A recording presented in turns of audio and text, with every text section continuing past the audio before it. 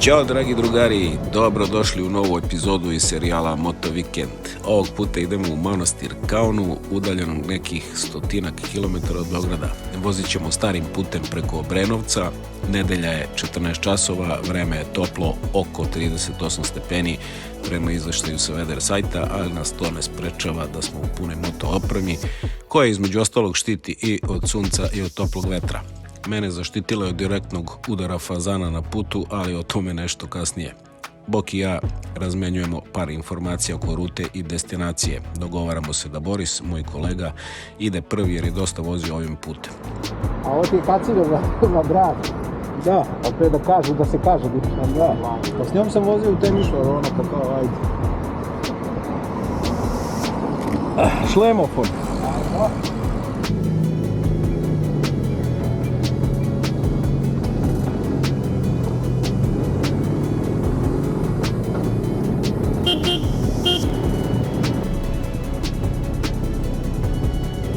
Nijedan od nas nije imao prilike da vidi i posjeti manastir Kaunu, a Boris je već 5 godina na motoru i iza sebe ima dosta kilometara. Pozivamo vas da sa nama krenete u novu moto avanturu, da otkrijemo ovu oazu duhovnosti i puteve junaka.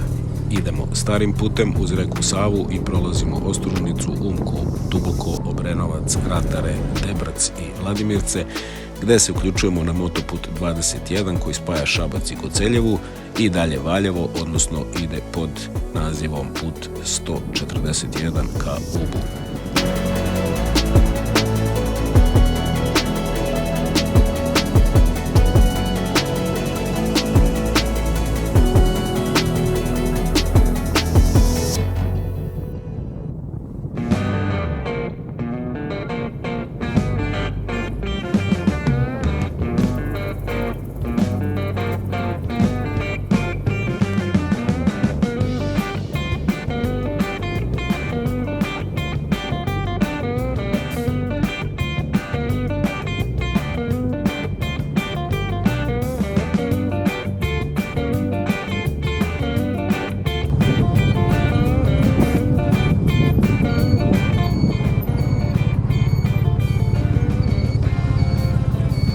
Ovdje je mnogo opasna krivina, pazite.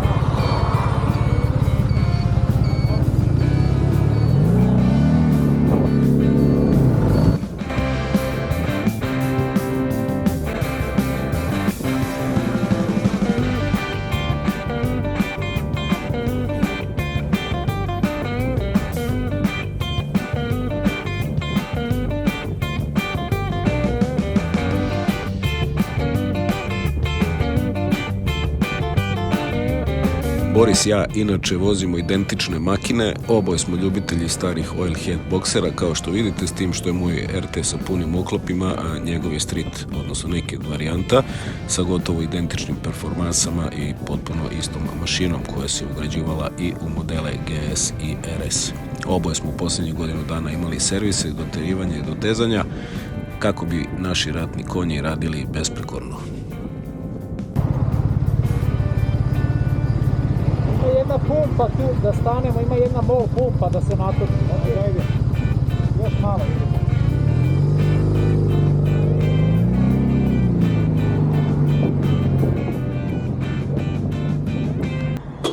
Uvijek je dobro na pumpi paliti cigare. Da isparenja brže odu. Ovo je definitivno najbolji air condition, mokra kosa i mokra majica na 38, ispod jakne i full opreme. Kako je se skuh? A, prilično. Ja isto. Ja se skroz. Ti imaš ovu, ti to ona neka. Sintetik. Pa, Ja ako pamuk stavim, gotov sam. pa jebi ga, ja nosim obični pamuk. Ja nosim pamuk, ali za ovo ne vredi. Ovo je, čekaj, staviš malo ovo. Ne, delo je onako buđavo, a ima neki par onih, znaš ono, pera petko. Inače, mnoge moje kolege i prijatelji i pratioci i po neki slučajni prolaznik komentarisali su kako mnogo vremena provodim sređujući motor umjesto da se vozim, pa bih redovno održavanje motora ipak stavio na prvo mesto, jer nas od asfalta dele samo 2 gume i to par santimetara gazne površine, te gume koje su u kontaktu s asfaltom, a za vožnju su najbitnije ispravne kočnice. Motor i ostalo ipak idu odmah za tim. Za udobnu i bezbednu vožnju motor ipak mora da bude u besprekornom stanju, a za samu vožnju uvijek ima vremena, naročito kad vozim 30 i kusur godina. Na ovaj kratak put odlučujem da krenem bez ranca, pa flaše vode i elektrolite kao i opremu za snimanje, prsluke, alat i prvu pomoć držim u koferu. Sa vaše leve strane ćete uskoro vidjeti termoelektranu Tent 2 ili Nikola Tesla B u Obrenovcu. Termoelektrana Nikola Tesla je najveća termoelektrana u Srbiji, predstavlja preduzeće koje objedinjuje 4 termoelektrane i internu železnicu. U sastavu preduzeća su termoelektrane Nikola Tesla A i B u Obrenovcu, termoelektrana Kolubara u Velikim Crljenima i termoelektrana Morava u Svilajncu. Ukupno ima 4 generatora instalisanog kapaciteta 3286 MW, odnosno 36% svih proizvođačkih kapaciteta električne energije u Srbiji.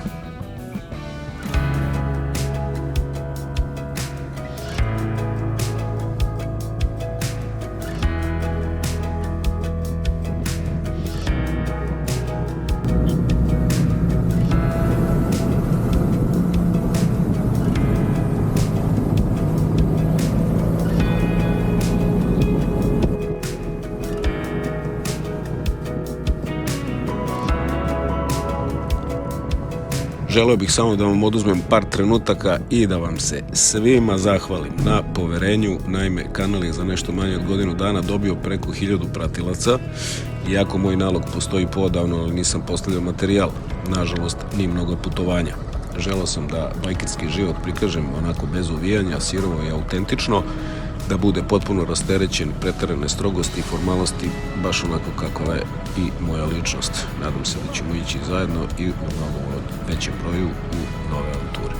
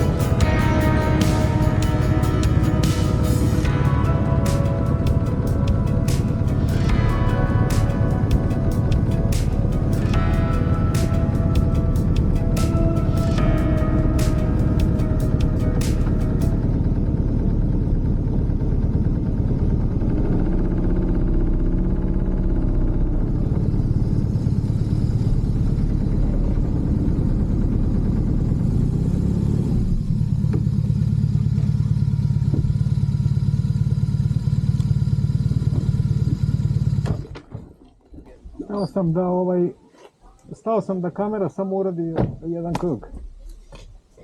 Tačno sam znao da je u rupi. Da. Jer obično su ih i pravili u skrivenim mestima. Kako je lepo je. Kako je dobro. Odlično. Ne vredi, to slike su jedno, ali kad dođeš... Ja sam nešto filozofirao u sledećem smislu. Da. Nekad ne može da doživi to. Da. Ista stvar je i sa...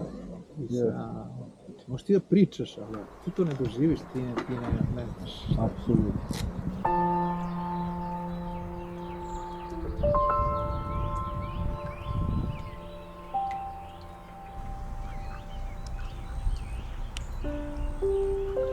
Verovatno ćete želiti da ovaj raj na zemlji, manastir Kaonu i crkvu posvećenu Svetom Arhangelu Mihajlu i sami posjetite i o njemu nešto više saznate iz drugih izvora. Zato ću ja samo dati neke najosnovnije informacije o tome da je priča o istoriji nastanka manastira vezana za nekoliko legendi, a najčešće se može čuti da je manastir podigla sestra čuvenog srpskog junaka Miloša Obilića. Prema narodnom predanju, u boj na Kosovo Miloša Obilića su pratile njegove dve sestre, Ikonija i Vida. Miloš je svojoj sestri odgovorio: blago imamo, sestro, pa mu načini sedlo, a kad se ja vratim s Kosova, pomoći ću ti ja. Dobro je poznato šta je Miloš Obilić učinio na Kosovu, te da su iz odsudne bitke za srpski narod nisu vratili ni on, ni mnogi junaci. Istorija manastira beleži da je manastir Kaona podignut zahvaljujući Miloševoj sestri Ikoniji, a da je srpski manastir u Vidojevici podigla druga sestra Miloša Obilića, Vida.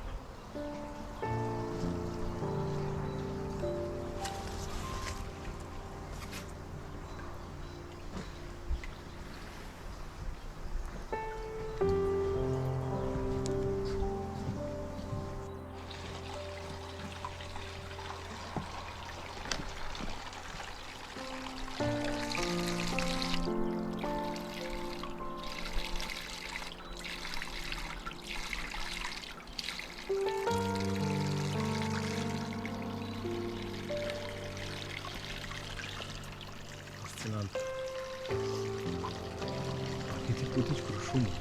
Da. Idemo gore. Voda ima drugačiji, potpuno fantastičan ukus. Prosto da se napiješ i da ne prestaneš. Sve je tako sjajno sređeno i fascinantno i ovdje je mnogo rada uloženo. Ok, ti si rekao da je svrha rada i teletna. Razvoj ličnosti. Telesni rad je važan u monaštvu. Iz mnogo razloga.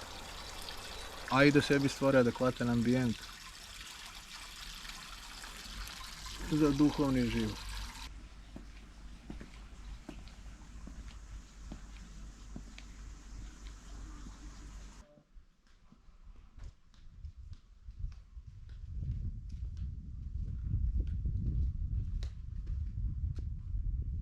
Smatra se da je prvobitna crkva sagrađena još u drugoj polovini 11. veka, a da je nekoliko puta rušena i obnovljena. Tokom prvog srpskog ustanka, kako beleži istorija, bratstvo manastira i sam manastir Kaona je dao svoj doprinos borbi protiv turskih osvojača u svakom smislu, a sam manastir Kaona je bio pretvoren u bolnicu.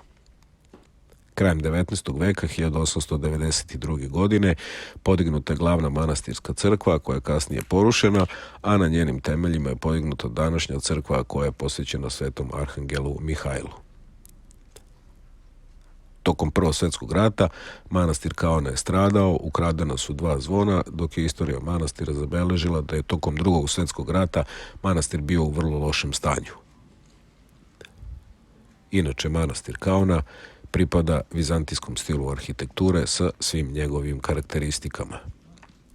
Istorija manastira navodi da je prilikom gradnje crkve korišćena cigla, dok je temelj od kamena, a u temelj crkve su uzidani svi spomenici sa nekadašnjeg manastirskog monaškog groblja. Ikone i freske iz prvobitne crkve nisu sačuvane, a one koje se danas mogu vidjeti u glavnoj crkvi manastira radili su ikonopisci Dragan Marunić i Nikola Lubardić.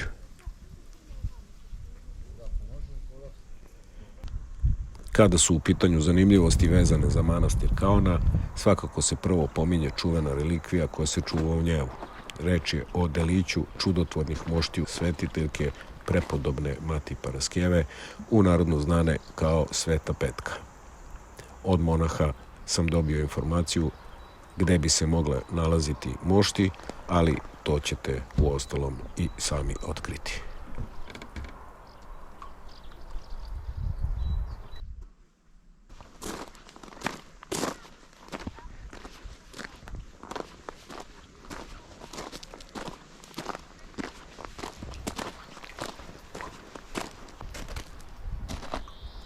Slika pećine u kojoj se rodio Hristos.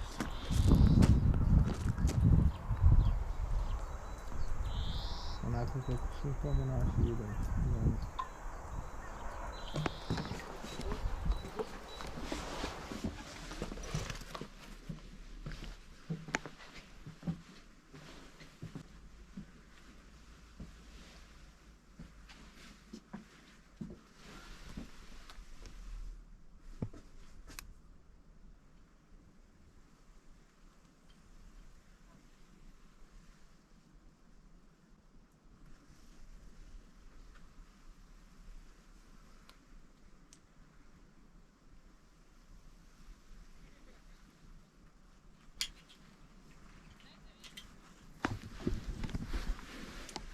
Među kamenja su vidljivi novčići ili neke dragocenosti koje su vernici ostavljali. Vidiš, nisam primetio.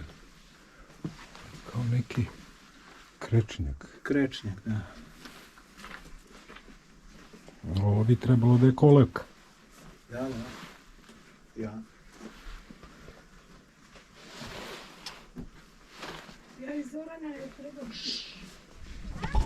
Ovo je stari način kako se enormna količine zemlje na padini drže. Čak i ja razmišljam za kuću da primenim ovo ako nije zid otišao suviše u kontru.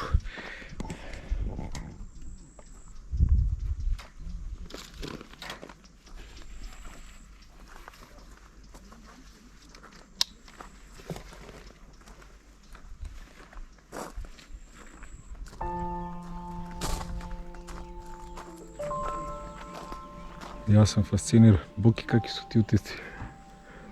Neverovatno. A i ne znamo za to. Većina ljudi nikad čula nije. Da. Niti bi nam palo na pamet da svratimo. Evo, mi smo među srećnima koji smo imali prilike da ovde dođemo i da vidimo i da se napajamo ovom lepotom. Da. Ovde je neviđen mir. Zamisli ovo kako je bilo pre 100, 200, 300, 500, 600 godina u 11. veku. Verovatno su šume bile gušće, putevi manje prohodni, život opasniji, vazduh čistiji i sve je bilo intenzivnije. Da. Ja bih tako to opisao. Mir je, neki duševni mir je. Pa sveopšti. Čovjek uopšte ne mora bude vernik, niti pravoslavni, da bi ovdje osjetio šta god mu treba da osjeti. Da. Potpuno je nevažno. A pogotovo ako još ima versko osjećanje u sebi, onda i ta dimenzija svakako dolazi do izražaja. Zaista fascinantno. Neverovatan mir. I sve jače, i miris, i ukus, i boje, i tišina. Prosto, da nema ljudi, samo bi se čuli ptice i insekti. Da, prije da čovjek iz gradske vreve dođe i osjeti malo nečeg drugačije. Prije, to je blaga reč. Bukvalno eliksir. Vazduh, voda, sve. Predivno.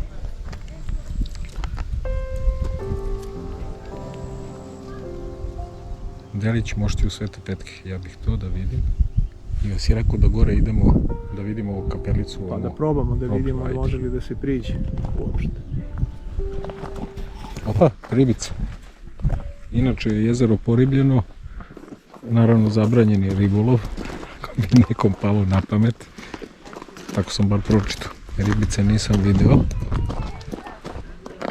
Ali evo kako izgleda voda.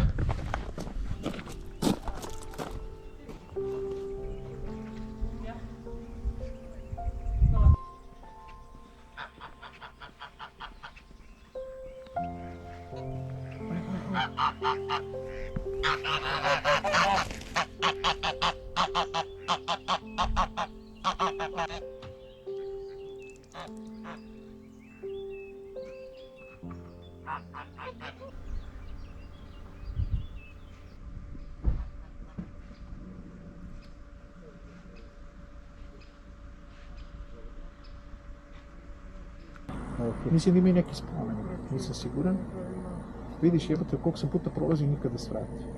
Znači idemo do Mišara I okrenemo i vraćamo. Jer ako idemo na Šabac to je glupo, nema neke kraj. Ovdje.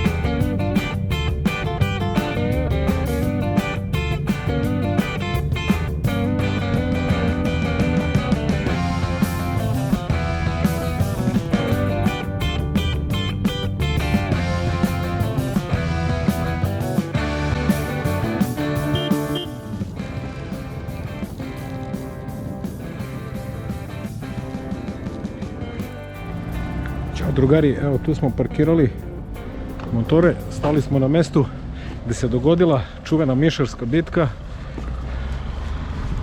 a Boki će da nam objasni kako je to izgledalo. Tu smo kod spomena. Šta kažeš, Boki? Evo nas na Mišaru. Ispred, da li je ovo spomen škole ili, nažalost, i na moju sramotu ne znam tačno šta je, ali u svakom slučaju otprilike ovdje je Karađorđe postavio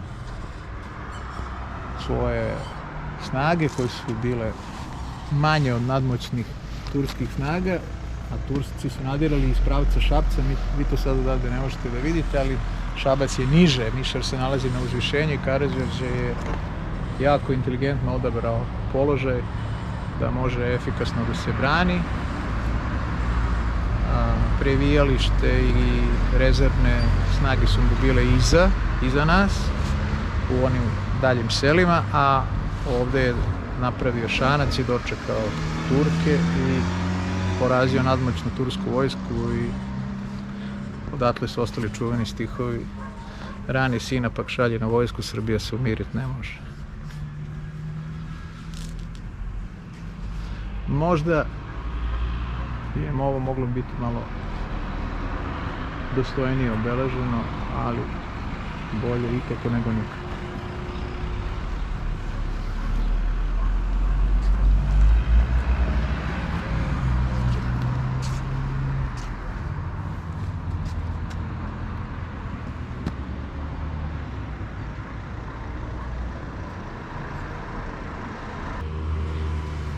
Dobro, ovo je... Aha, ne, ovo je od 23. godine. Mislio sam, baš je aktualno. Dobro, ipak se obeležavalo Mišarskih svečanosti. Ovo je kadar 20. augusta. iz igranog filma, ako se ne veram, koji se zvao Besmrtni vožd Karađorđe, koji je jedan od prvih ili možda i prvi srpski igrani film sa početka 20. veka. Ovo je kadar iz filma.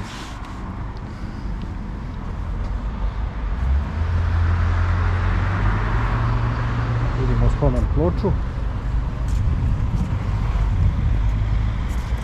Spomen ploča poginulima od 1912. do 1918. i 1941. do 1945.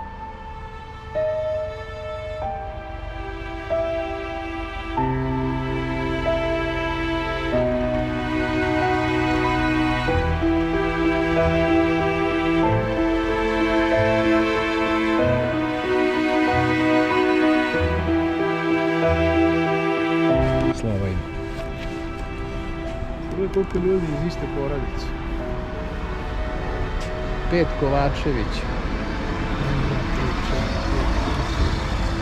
9 Gajić. 5 Mišković. Sve iz iste familije. 4 Marinković. 6 Dodić. To su sve naši preci.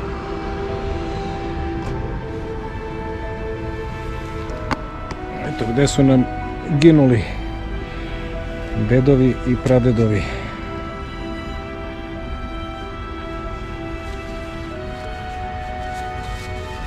Sa puškom, šajkačom i čuturicom vode.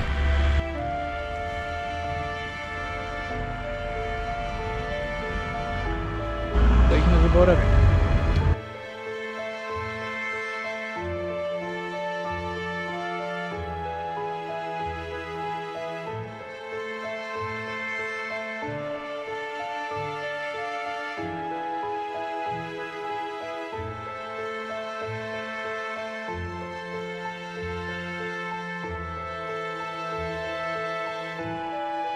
Ajmo, ajmo ruku da popijemo piće. Ajmo neku kaficu, piće, Ima neka neki sendvič. pumpa, ali ako vidimo nešto što nije pumpa, nego što je neki restorančić, nešto možemo. Ovo je onako bilo jako, da. Jako. Da bi mi živeli, zezali se i radili i uživali u životu, bila su vremena kad su cijele porodice nestajale.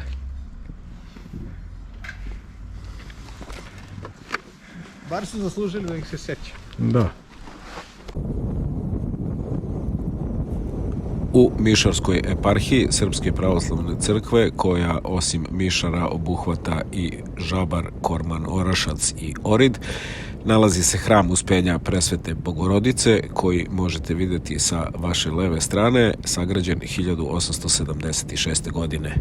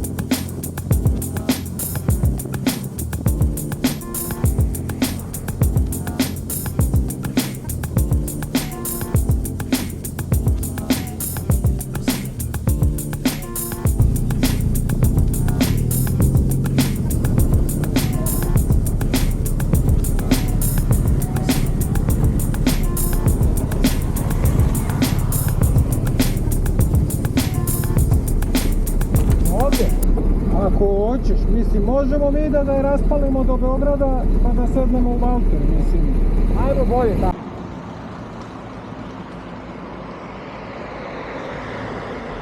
Žao mi je što Boki nije snimio, sve mušice pokupio na viziru od Šapca pod ovdje. Da ga briše unutra.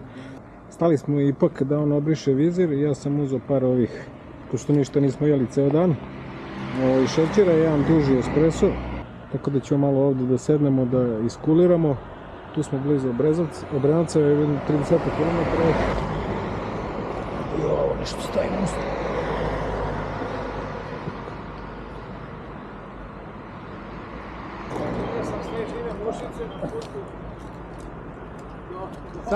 Sad sam najavio, a žao mi što nismo snimili. Poslaću ti, ja sam sad sliku. Sliku? Da, daj što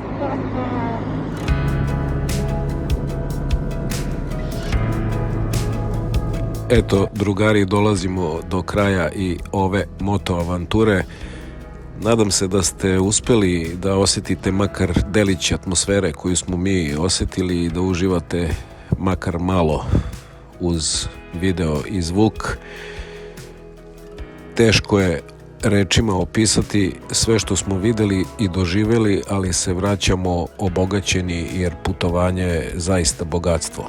Kad kažu da novac ne može kupiti sreću, može da kupi motorcikl svakako. Želim vam da budete bezbedni i da pređete mnogo kilometara i da ostanete da zajedno gradimo ovaj kanal. Ćao!